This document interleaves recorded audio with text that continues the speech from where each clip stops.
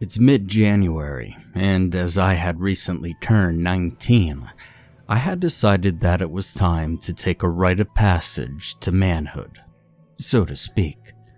So after nagging my parents, my mother mostly to be honest, for weeks and weeks on end, they had finally caved to my pleas to take a trip alone to our cabin that we had in the North Rocky Mountains for about 2 weeks. My family was what you would call the outdoorsy type. We were out camping at least 3 times a month, and we often spent entire days hiking, hunting, fishing, or canoeing. My siblings and I, my sister included, had shot, cleaned, and eaten more deer and hogs than we could count, and our freezer was always stocked with freshly caught fish. So surviving outdoors was not a problem for us. However, ever since the death of my uncle, my mom had been more and more protective. So, yes, it took some convincing. But now here I was, driving up a winding road, cherishing the beautiful scenery as I made my ascent. My phone buzzed, a call from my oldest brother. I quickly dove for it. As I got deeper into the mountains, this would likely be my last phone call before I lost cell service. "John, you there, bud?" His voice was already breaking up. "I'm here, Dylan. What's up, man?" Nothing. Just calling to check up on you for... You are her baby and she's worried," he said with a chuckle. This was true. As the youngest, my mother had always been more protective of me than my other siblings. It was nice to hold it over my other siblings' head, although sometimes the care I received was a bit much. "Nah, I'm doing good so far," I reassured him. "Just about there, actually, but hey, I'm about to lose service. I'll be off-grid for about 2 weeks. If I decide to stay 3, I'll head back down so I can give you a call and give you a heads up." "Sounds good. I'll let you get to it." He laughed. "Don't let yourself get eaten by any..." I looked down at my phone. No service. Smiling, I threw my phone down on top of the duffel bag next to me. I was finally cut off from the world. This was going to be a great 2 weeks. The first 3 days were uneventful. I hunted, gathered wood, lounged about, and took long day hikes. Just me and my thoughts. It was heaven, really. But day 4, that's when it all started to go to hell. I had just shot a deer, a buck nonetheless, and I don't like to brag, but it was a pretty big one. By far the biggest I had ever shot. Its antlers spanned 4 feet and would probably have kept me fed for most, if not all, the remaining time I would spend there. But there was no way I could carry it back down to the cabin, or even drag it, so I started carving it there and then. I leaned my rifle against the tree and got to work. I slit it open, pulling out its intestines and other organs, washing away the blood with handfuls of snow, and began cutting it into smaller pieces. Now, I hadn't eaten breakfast yet, and it was mid-afternoon now. I was pretty hungry, so I cut off a decent-sized portion of venison, stabbed my knife into the tree above my rifle, and headed back to the cabin. My plan was to roast it slowly over the fire while I went back to finish up with the deer, and by the time I came back, it would be ready. So I got to the cabin, started a fire, and put the deer on the grate above it, used the fire for a bit to warm up, and headed back out. I trudged through the snow, making my way back to the deer, and I was about 5 minutes from the spot when I felt a strange chill. It was cold, of course. The thermometer at the cabin had read 20 degrees Fahrenheit. But this was different. It seeped through my well-bundled body, penetrating my core. I glanced around. I'm not sure why, but I did, and I saw something. A dark figure, about my height, ducking right behind a tree, about 15 yards away. Now, this didn't generally worry me. This was a public mountain, and it was a beautiful time of the year to come. Why wouldn't there be other people up here? "Hey, buddy," I called. No response. "Hey, you lost, man?" Nothing. I called once more. Still nothing. Maybe I was just seeing things. I considered going over to investigate the tree, but thought better of it. It was cold. I had food cooking at the cabin, and I didn't want anything getting to my deer. Wolves were a problem out here. And so, with a sigh, I continued to the kill spot of my deer. The area was spotless when I arrived. At first, I thought I had misplaced my steps, and that the deer was at another area. But no, there was my knife, still wedged into the tree, right above my rifle. I walked over and yanked out my knife, then picked up my rifle, and a glint caught my eye. I looked down at my knife. It was spotless. I had left the knife the way it was, covered in blood and bits of meat, when I had struck it into the tree, but now it was impossibly clean. Even the tip where I had struck it into the tree was shiny and clean. I turned it around, and there was nothing there. I mean, there was literally nothing on this knife. When I had left, the ground had been covered with blood, pieces of meat, pieces of intestines strung about, and most noticeably, the deer. But now there was nothing. The ground was pristine white. It looked as though there had never been anything there to begin with. Not even footprints of the culprits or my own. The snow looked untouched, and the only footprints were those of the ones I had made right then. I lifted up my foot and put it back down. It sank into the snow with an icy crunch. The snow was old, very old, I knew. It hadn't snowed since the 4 days I'd been there. Every crunch of my boots was a reminder of that. So there was no logical explanation as to why there was no longer any footprints in the snow, or anything in the snow for that matter. An entire butchering site. Gone. Every sliver of meat and drop of blood in the span of 20 minutes. Stumbling backwards, I turned and ran all the way back to the cabin. I expected, at least, to return to the smell of cooked venison. But that was gone too. I went to bed early that night. The next day, today, was when it all ended. Yesterday's events had shook me, but this was different. I'd spent all day inside. Our cabin, unlike most, was solar powered, and we had working lights, a fridge, a stove. What my father has refused to add, however, was a heating system, opting instead to just install a big fireplace in the living room and 2 smaller ones in the bedrooms, saying it ruined the camping experience. As if the working lights and plumbing didn't already do that. But that was fine by us, really. The cabin was mid-sized, had only 2 bedrooms, a bigger one for my 2 brothers, father, and myself to sleep in, and a smaller one for my mother and sister to sleep in. And besides that, it had 1 small bathroom, a small kitchen, since we opted to do most of our cooking outside anyway, and a small living room. It didn't take much to keep the cabin toasty, even on the coldest days. Especially since I just shut the bedroom doors to keep the heat in the main part of the cabin. So, staying indoors was not uncomfortable. Glamping, as my buddy Jack says. I spent the day writing, sleeping, and reading. I cooked a few packs of frozen hot dogs my dad insisted we keep in the cabin for food. It was a good day, and the bizarre events of the other day quickly fell away. I still could not explain the reasons as to why it had happened though, but I didn't care. I wrote it off as a strange occurrence of nature.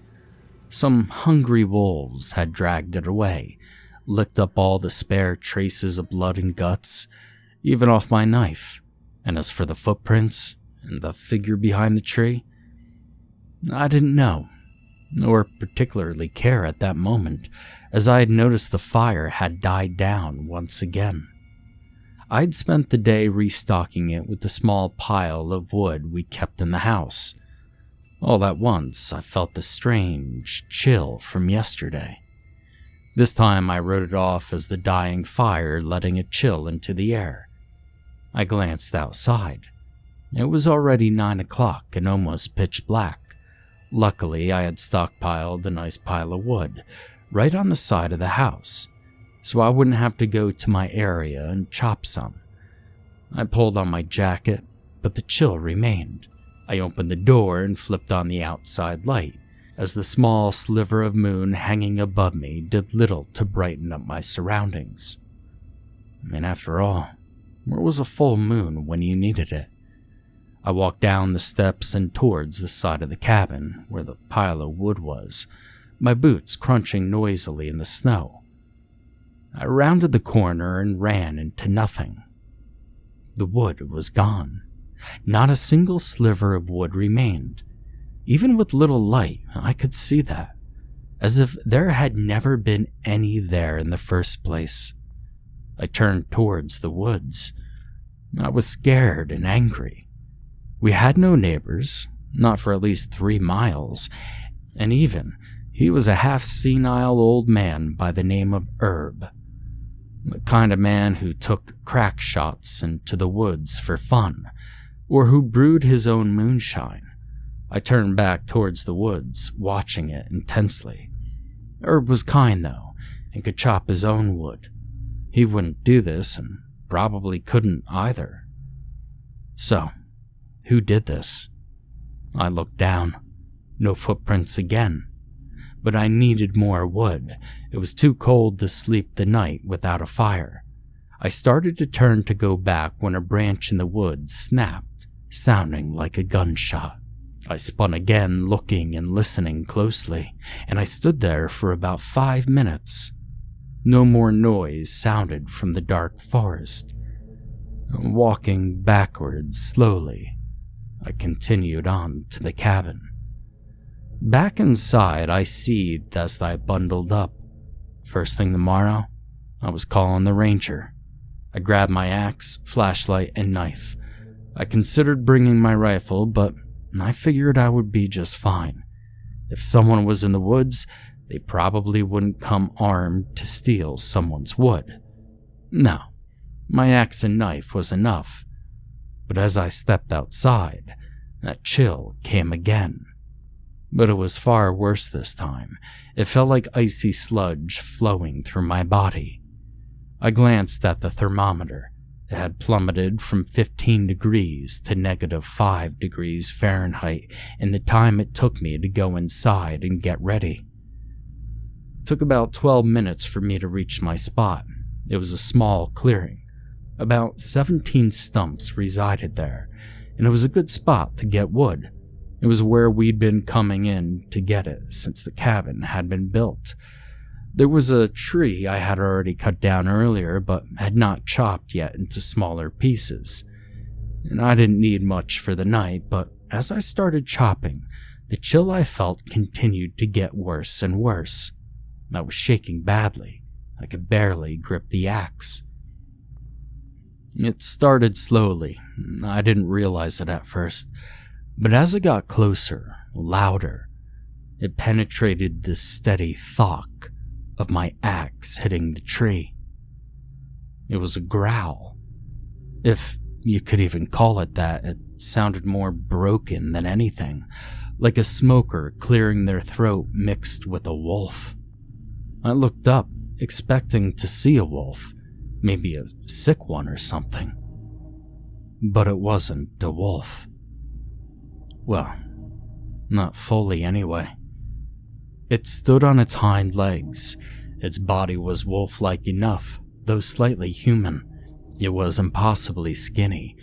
I could count each of its ribs, even through its heavy coat.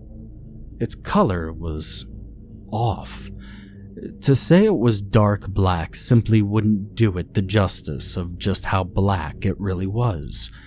It seemed to absorb what little moonlight hit it, and even the light of my flashlight. And its eyes? Well, it didn't have any. Just two gaping black holes the size of golf balls where eyes should have been. And those holes, if its fur was black, well, they almost seemed to glow. They reminded me of black holes, how they absorbed everything, even light itself. They seemed to stare right through me. It stood about 10 feet away, arms down at its side, panting, impossibly calm for something that looked like it could rip me to shreds in seconds. And I stood straight up. I was unsure of what to do, and as I stared at it, the chill kept getting worse and worse. And slowly, as if woken from some deep sleep, it opened its mouth impossibly wide, and it seemed to stretch all the way around its head. I saw a mouthful of crocodile-like teeth, dripping with saliva, looking like they could crush bone. It suddenly let out a terrible, unnatural screech and threw itself at me. I jumped, turning to run. And that was the only thought going through my head. Run. I needed to get away. That was obvious. But I only actually made it about 2 steps as I suddenly felt a painful twist of my leg, and I fell. I turned to see my foot had gotten wedged between 2 rocks. I looked up, and this thing was now in the air, hideous claws reaching towards me. Its mouth seemed to open in a wide grin as it descended upon me. And at the last second, I rolled, wrenching my leg free with a painful twist, and possibly a crack. I don't know. I couldn't hear over the sound of that terrible screech. But I wasn't fast enough though, and its razor-sharp claws ripped into my side as it landed next to me. Now I had expected to feel pain, like fire. It's kinda how I heard being stabbed described before. But this wasn't. It was cold, freezing, like plunging into a lake in the middle of winter. It hit with a shock and spread throughout my entire body. I gasped. The freezing claws made it impossible to do anything else, and somehow focused through the cold enough to grab my knife and plunge it into the back of the hideous thing that was trying to kill me. It bellowed in pain and anger as a dark, thick blood-like substance leaked out, and it ripped its claws from my side. Warmth instantly returned to my body, though not much. I got up, and I scrambled to run. Each step shot excruciating pain up my leg. My ankle was badly sprained, and my foot may have been broken. My side was oddly numb, but I knew I couldn't stop. I kept running. I glanced back and, well, I'm not embarrassed in the least to say that I'd pissed myself right there. Only about 15 feet behind me, led by my initial attacker, was a whole pack of them, all unnaturally black, no eyes, mouths open and possibly wide. And somehow I found it within me to run faster, my legs screaming as I wept like a baby while running for my life. Now it felt like an eternity before I saw lights up ahead through the trees. My cabin. I let out a sob of relief, and I managed to run even faster. I burst out of the forest into the clearing, and at this point, screaming like a madman. I shot up the steps, whipped open the door, and slammed it with a loud bang. I expected to hear them hit the door, try to get in, but outside remained eerily quiet. I sank to the floor, sobbing uncontrollably and holding on to my side, and I was too worried about what I might find to check out there. I was scared out of my mind, and I didn't know what those things were. I just didn't want to either. At that moment, all I wanted to do was curl up and die. I sat that way, trying for a bit of time. Now, after a while, I shakily stood up and peered out of the window. There was nothing there that I could see. My cars sat out there, in the woods just a little beyond. But I knew that they were still there, waiting for me. I was sure I could see them running around the edge of the forest, and I was not leaving this cabin. I could bundle up through the cold, fireless night, and in the morning I would break from my car and never come back here. That was my plan anyway. But apparently, it wasn't theirs. In the rooms, glass shattered. I closed the doors to the rooms in an effort to keep the heat in the living room and kitchen. Those doors now burst open, one flying off its hinges and flying across the room. I wasted no time. I had to get out. I flew out the front door, slamming it behind me in a feeble attempt to slow them down, and I ran at full sprint towards the car. The pain in my leg nothing but a distant ache in my mind, and I could hear them moving in the woods. Horrible growls seeming to come from everywhere around me, and after what seemed like an eternity, what was really a few seconds, I reached the car and I grabbed the handle, and I almost cried in relief when it opened. I jumped in, slammed down the power locks, and slapped my thighs for my keys. My keys. You stupid bastard. I had left my keys on the kitchen counter. Instinctively, I looked back at the house. My breath caught in my throat. Crowded around the windows, staring dead at me were those things. And that's all they did, was stare. They reminded me of children looking through the window of a candy store, staring longingly at the goods in the window. At the same time, somehow, I managed to feel a thrill of joy. I had taken automotive classes in school, and one of the many things I learned then was how to hotwire a car.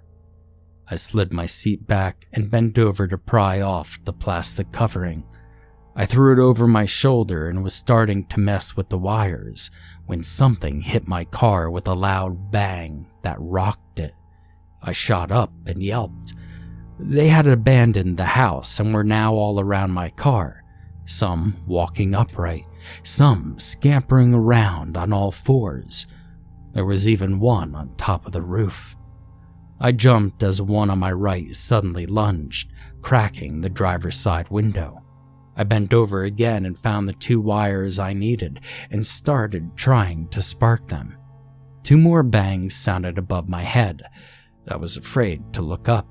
The banging was coming from everywhere, my car rocking as they continued slamming it from both sides, and I could hear the crack in my window getting bigger. The car suddenly started with a roar, and I sat up just as my window gave. It shattered, showering me with glass. The thing once again lunged, but I was moving. Tearing across the small clearing around the cabin, as I approached the woods, I struggled to bring the car around back towards the road. I flipped a tight U-turn and came to a stop, and I saw the pack bounding towards me. For the first time that night, I felt anger. I gunned it, heading towards the road. They continued towards me, growling and screeching, and one rather ambitious one jumped in front of me, landing on my hood with a dull thud and rolling over my roof and falling off the back. The rest of them dove out of my way, snarling, and I left the cabin behind. Now that was 2 hours ago. I've stopped right at the bottom of the mountain to record this and, recover a bit. As best as I could anyway. I don't know what to do. I could call the police, but I doubt that they'd believe me. My ankle, though, I think it's bleeding. After the adrenaline left my body, the pain came back full force. So I'm going to the hospital, and then I'm calling my family, and then, well, I don't know. I honestly don't know what to do, but I have to keep driving. I still feel that awful chill, and I think they're close by. We found John's body today. After the second week, we waited.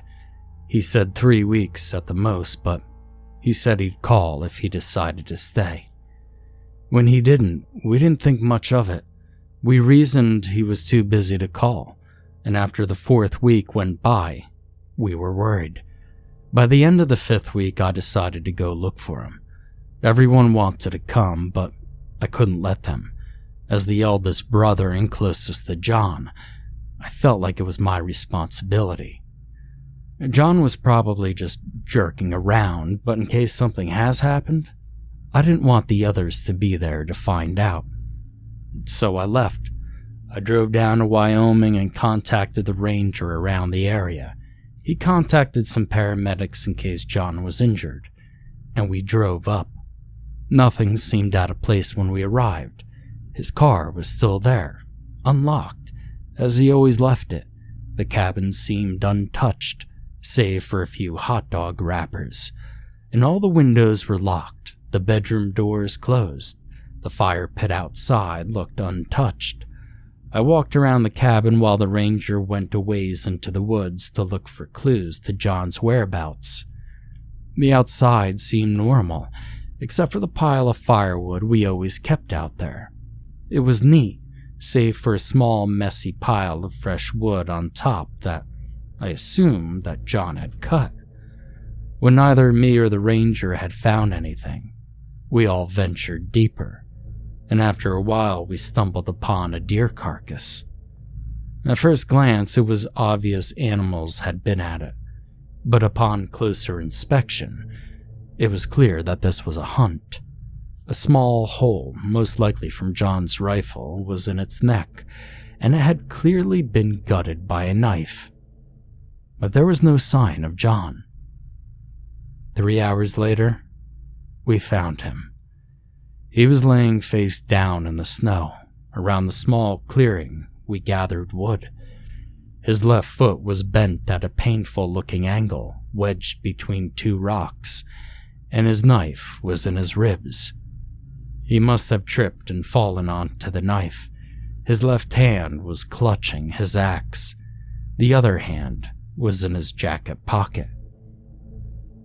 I was, strangely numb. I couldn't comprehend what I saw. I couldn't even cry. I pulled out his right hand to find it wrapped around his phone. I opened it, amazed that it still worked. It was open on an audio recording. As we crouched around my brother, listening to it, I couldn't help but feel scared at the crazy story he wove. After it ended, we sat around in silence, until one of the paramedics spoke. "The cold," he whispered. I turned to him. "What'd you say?" There was something unsettling about his tone. "The cold," he said again, louder. "You know, the cold will make you see some crazy things. I've heard stories like this before, oddly enough. Sometimes the things I've heard described are strangely similar to what this boy described. See, it's all in your head. On some level, your body knows it's over and there's no way out. And sometimes it starts making you see and feel things to cope, to make it easier to comprehend, I guess. Your brother said he felt a strange chill. That was the hypothermia setting in. Those claw marks he felt, that's the knife stabbing him when he fell." "But what about everything else?" I asked. "What about the chill he felt before, or the wood, or the deer, or the—" "Look, kid," he said. "You saw it yourself. There ain't nothing up here. Maybe your brother was on something." "My brother does not do drugs. He's smarter than that." Paramedic just shrugged. I turned back to my brother's frozen, lifeless body.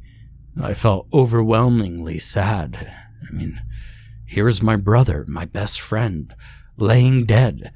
He deserved better than this. He would have had a good life. He had a loving girlfriend. He had a nice job. He was liked by everyone. He deserved better. The tears started flowing then.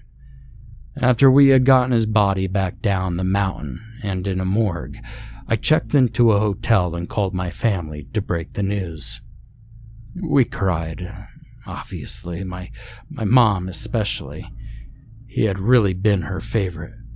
And then they were on their way, coming to bring John back home.